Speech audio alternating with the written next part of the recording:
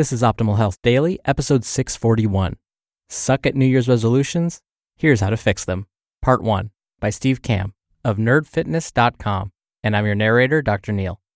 Happy Monday and welcome to another edition of Optimal Health Daily, where I read some of the best blogs covering health and fitness, just like an audiobook. Now today's post is a bit longer than what I typically narrate, so I'll read the first half today and then finish it up for you tomorrow. Now today is New Year's Eve, of course, so what better topic than discussing New Year's resolutions?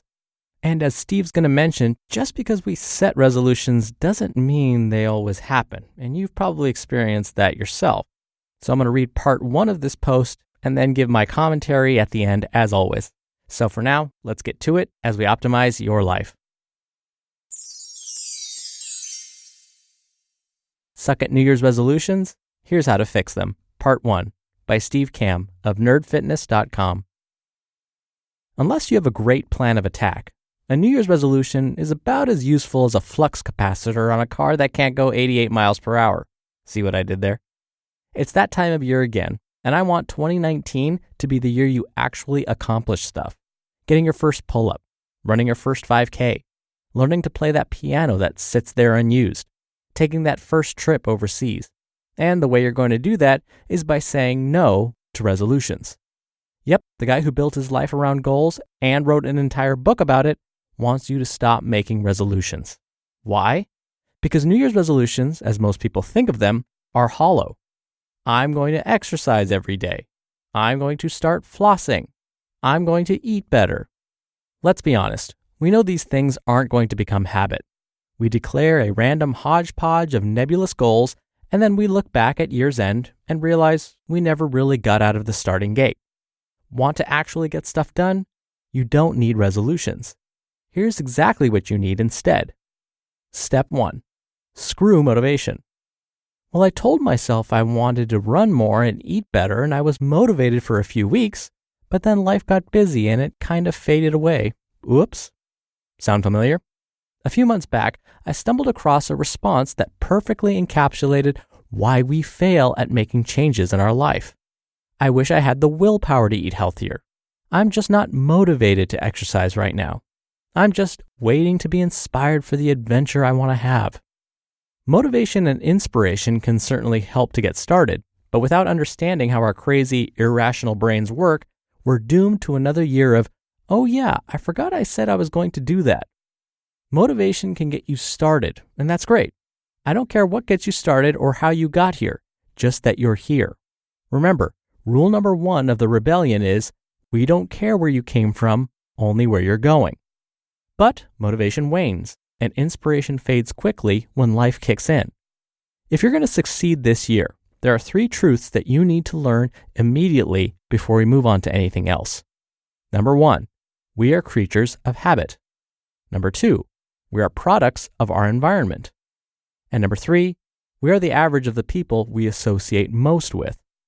So to accomplish things this year, you need to build systems that deliver success. Systems take willpower out of the picture and set you up for success by routine. So instead of always trying to remember where you put your keys, you hang a nail by your door and always hang your keys up when you walk in the door. Instead of trying to summon the willpower to cook healthy food each night, you cook 5 meals on Sunday to quickly reheat daily. Instead of having to remember to follow up with people a month from now, you set up Google Calendar reminders to do it for you automatically. Systems don't rely on motivation, willpower, or inspiration to operate once they're set up. They are emotion-free. Systems make your default behavior, I'm going to do this, fill in the blank, awesome thing. Want to actually get things done? Screw motivation and manufacture discipline. How? Step 2, build the habit. We are creatures of habit. That decision to sit on the couch instead of going for a run isn't just a lack of building the habit of running. It's reinforcing the habit of sitting on the couch. The decision to eat fast food rather than something healthy isn't just a decision to not eat better. It's running through and reinforcing the behavior of eating junk food. Our brains are always looking for the path of least resistance. And when you perform an activity over and over again, it requires less brain power to get you to do that thing. Remember how tough it was to drive a car for the first time? Now it's something you can do with your eyes closed. Wait, no, don't do that. When you're looking to build a new habit, Start by keeping the habit small and actionable. Make it black and white. I did this or I did not do this. The smaller the better. A 5-minute walk. 5 minutes of playing the piano every day. 250 words written in your book. Next, you need to put a system in place and set up a reward/accountability system that does two key things. It increases the pain associated with skipping the new habit and increases the pleasure associated with completing the habit. You need to take the power away from your brain to say, I can skip the run this one time, or I just don't feel like it. On the positive side, if you go for a short run every day for the next 4 weeks, you earn a new pair of running shoes that encourages you to continue running. Reward yourself with things that reward you back. On the negative side, conversely, every day you skip a run, your friend will donate $50 of your hard-earned cash to a political cause you hate. Might as well just do the run, right? If you rely on just yourself without systems, your brain will default to the easiest path. But if you set up these incentives correctly, you take the power away from your brain that loves to justify being lazy, and you will naturally start to build your new habit. Increase the pain associated with a punishment for skipping the new habit. No running equals losing money, for example. And increase the pleasure associated with building the new habit with a reward.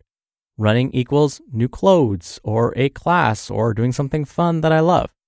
One way to create these systems is with the examples you just heard. Another way to build these systems is through hacking our environment. Step 3. Hear that on tomorrow's episode. You just listened to part 1 of the post titled, Suck at New Year's Resolutions? Here's How to Fix Them by Steve Kamb of nerdfitness.com. Dr. Neil again here for my commentary.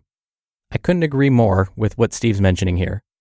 If you've listened to my podcast for any length of time, I would say longer than a month, a lot of these themes will probably sound familiar. It is true, we are built somehow to preserve calories. Blame our ancient ancestors for that. Calories were hard to come by way back when, but nowadays, not so much. In fact, the drive-thru is probably one of the best inventions the food industry ever came up with. Think about it. You get hundreds, if not thousands of calories delivered to your car. You do not have to get up out of your car. You just have to speak, reach for your wallet, hand the cash over, and receive hundreds, if not thousands of calories. Our ancient ancestors, this would have blown their minds. You can get all of these calories and you don't even have to barely move. And in fact, even if you don't really want to move all that much, if you just basically dangle the money outside of your car window and you don't reach all the way over, I guarantee that drive-thru worker will reach over for you, get your money, and reach all the way into your car to give you your food if you don't want to reach. So you barely have to move to receive hundreds and thousands of calories. And it's cheap, let's be honest, some of it tastes good, and it's quick. These are all things our brains and our bodies love. So drive-thrus and fast food are like the perfect habit-forming model. We need to use that same model when it comes to promoting healthy behaviors. Oh, and like I said, something we're going to talk about tomorrow, hacking your environment. Think about it this way. Isn't it always interesting that McDonald's is facing a main road, or usually a highway or a freeway? It never fails. You always see a McDonald's along a stretch of highways that people usually use a lot. Not only that, but ask yourself, what part of the McDonald's store actually borders the highway? It's usually their play area. Why? Well, when kids are sitting in the back seat, maybe when they're not glued to the TV or tablet that they're watching, if they're looking around and looking out the window, guess what they're going to see? The McDonald's playpen. That looks like fun. They're going to beg their parents to stop. They have hacked the environment. So again, we just need to think smarter and do this for ourselves. Now, really quickly before I go, check out and subscribe to our other shows if you enjoy this one. You can hear a lot more topics being read to you for free. Just search for Optimal Living Daily in your favorite podcast app or on Spotify to find the others. Thank you for listening today. Thank you for listening every day. You've made this a wonderful year. Not just a wonderful year for me, but for all of our shows. I wish you a very happy New Year's Eve. Be safe out there. I'll be back here tomorrow in 2019 to finish up this post. So I'll see you there where your optimal life awaits. Hello, Life Optimizer. This is Justin Malik, creator and producer of this show and Optimal Living Daily, the brother podcast of this one. Literally, I'm Dr. Neil's brother. If you like the format of this show, you'll love Optimal Living Daily too, where I also read to you from blogs, but cover other topics like personal development, finance, and minimalism from bloggers like Derek Sivers, The Minimalists, Zen Habits, and many more. So for more amazing content read to you for free, come subscribe to Optimal Living Daily too, and together we'll optimize your life. You've been listening to Optimal Health Daily. Be sure to hit the subscribe button to stay up to date on each new episode, and head to oldpodcast.com. That's oldpodcast.com for a free gift, as well as more actionable tips and resources to help you maximize your potential. Thanks for joining us, and remember, your optimal life awaits.